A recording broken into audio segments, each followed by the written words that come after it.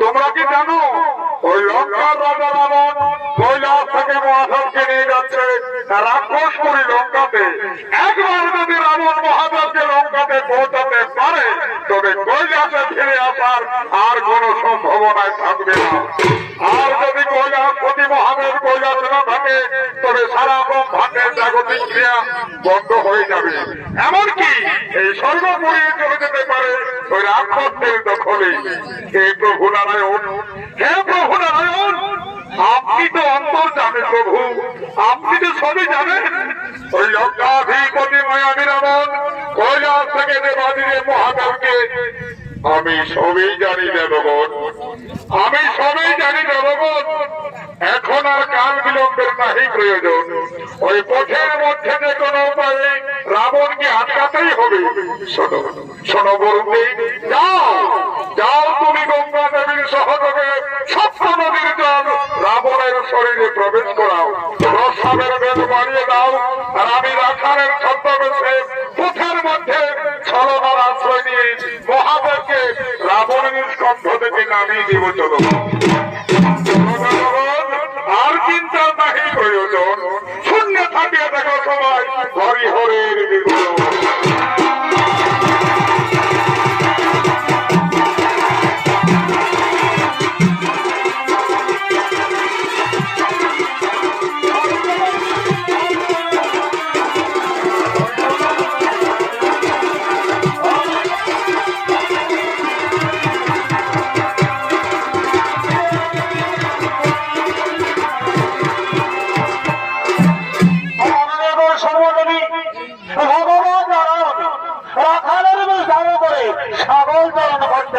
আগমন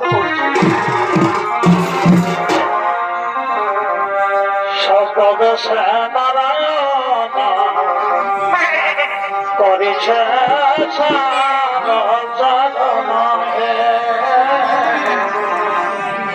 সর্বদেশে নারায়ণ করেছে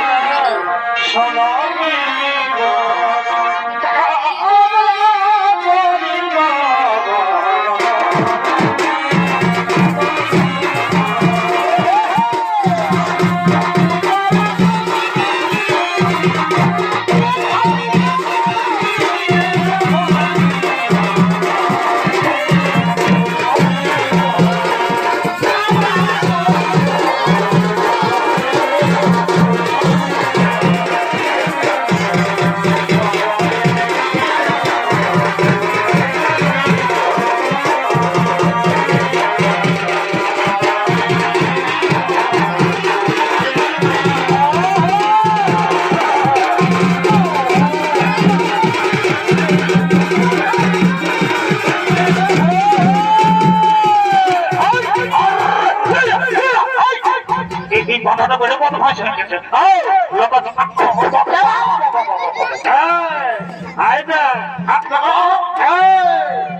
বেশি বাহাদুরি দেখাছি না এমন সিংটাই দিব না পোকা করে দিব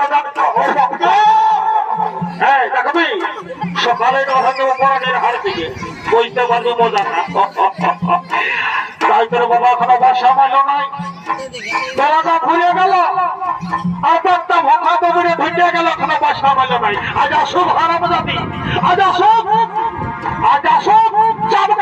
চাপকাই বিটু দাম তুলে দিব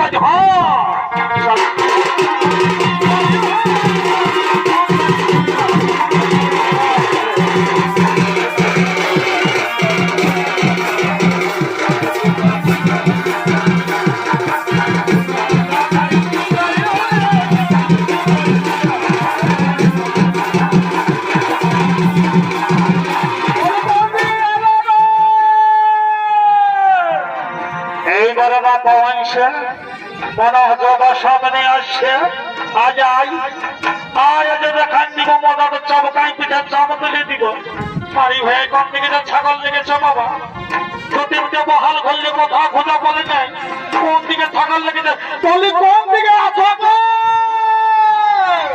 বলি হয় দিকে আছে গে হ্যাঁ বলো ভালো এখন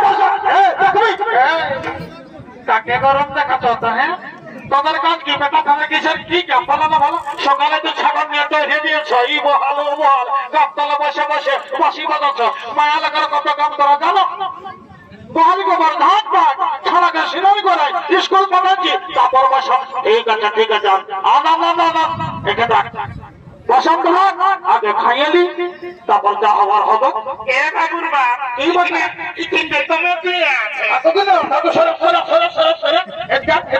ভালোই বলছেন কখন ঝুঁ আনলে তার লেগে আছে বলি হ্যাঁ গো শুনেলে তো আমাকে মরাবি তো বাঁচাবি অন্য ভালো তো দেখি যদি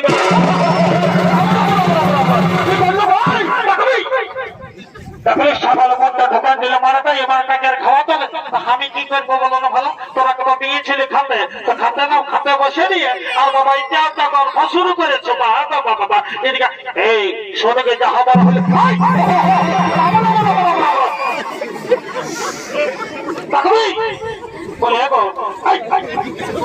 শুনে আজ এই বড়ি ধানটার কি যে হয়েছে একদম চলছে নাই এই ডাক্তার বর্ষার শুধু মেয়ে করছে কি যে হয়েছে আমি কোনো বুঝতে পারছি না একদম চলাচল করছে নাই কি যে হয়েছে বড়ি ধানটার কে জানে বাবা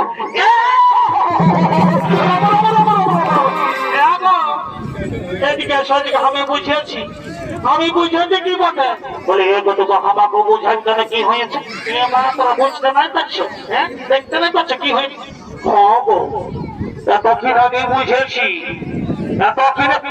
ঠিক আছে ভালোই হয়েছে এইবারে ক্রীড়া জাতের ছাগল আমরা রাখবো না এতই জাতের ছাগল রাখবো না একটু বড় জাতের দেখে দেখো শুনিয়ে আমি শুনেছি বাসাবুরি নদীতে বড় জাতের ছাগল আছে তুই সোজা নিয়ে যাও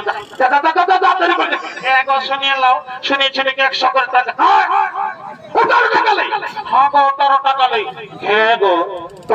লক্ষ্মী ভান্ডারে ঢুকছে না যাও 100 টাকা তুই নিয়ে নিবি শুনিয়ে নাও আমি দুদিন ব্যাংকে গেছি ব্যাংকের বাবুরা বলছে এগো আজ ঘুরে যাও আজ লিঙ্গ নয় হ্যাঁ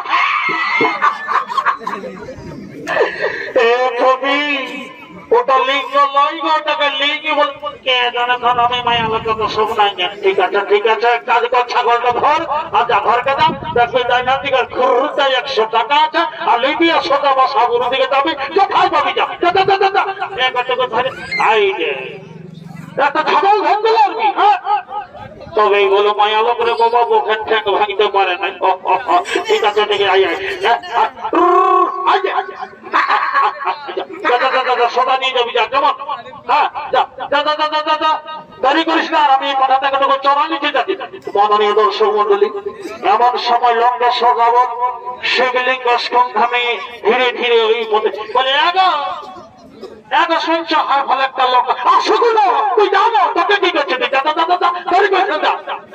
এমন সময় রাবণের খুব প্রস্তাবের বেগ বেড়েছে তাই রাবণ মনে মনে ভাবছে তাই তোর বাবাই শিবলিঙ্গ নিয়ে তোর প্রস্তাব করা যাবে না এখানে কি দেখো বাবাটা মায়া লোক দেখতে পাইছি বলে এগো শুনছ কাকে বলছিস রে মারি বেটা? দেখো তোকেই বলছি।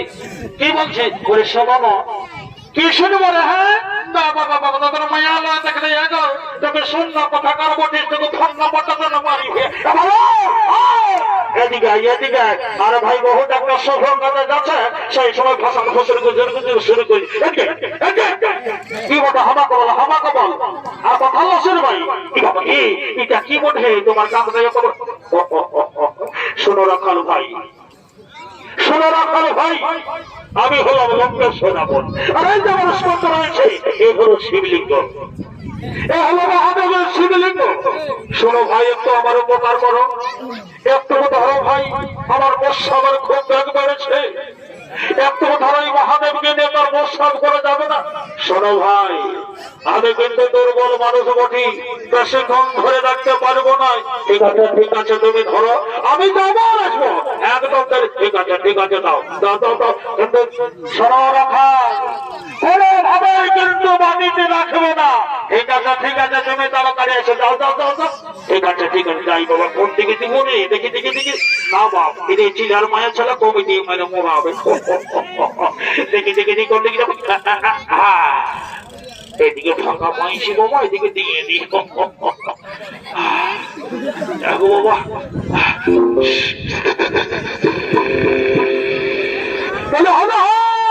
একটু দাঁড়া ভাই, একটু দাঁড়া। হয়ে গেল একটু দাঁড়া হয়ে গেল। কি হয়েছে আজ যে বন্ধই হচ্ছে না রে বাবা? কি বাবা রে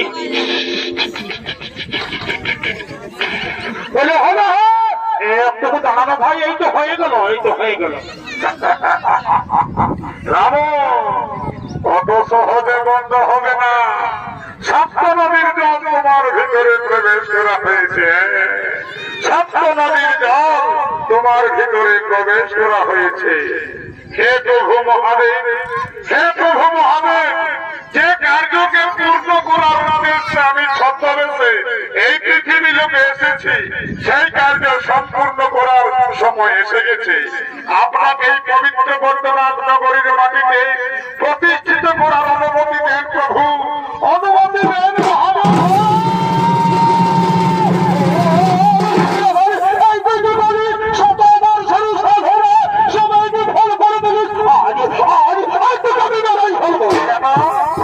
আমি তো কতবার তোমাকে ডাকলাম কিন্তু তুমি সেই সকালে প্রস্রাব করার জন্য গেছো আর এখন সন্ধ্যার সময় আসছো। আমি দুর্বল মানুষ, আমি কি আর অতক্ষণ ধরে শিবলিঙ্গকে রাখতে পারি? তাছাড়া আমি ব্রাহ্মণ মানুষ, আপনি এত বড় রাজা, আপনি রাজা হয়ে ব্রাহ্মণ হত্যা করবে?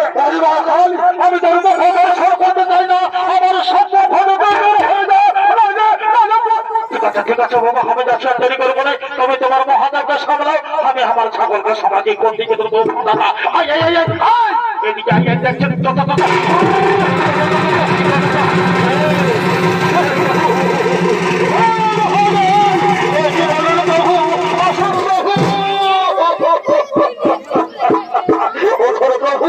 আসুন বাবু।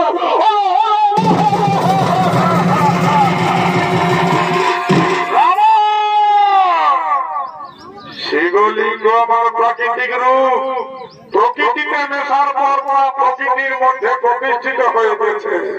প্রকৃতিতে মেশার পর প্রকৃতির মধ্যে প্রতিষ্ঠিত হয়ে গেছে।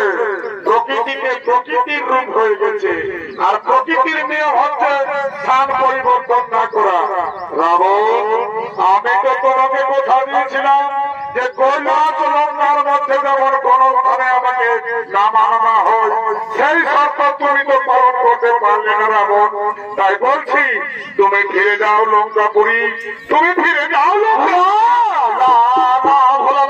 আমি আপনাকে না নিয়ে কিছুতে যাবো না, আমি আপনাকে নিয়েই যাবো। আসুন বাবু,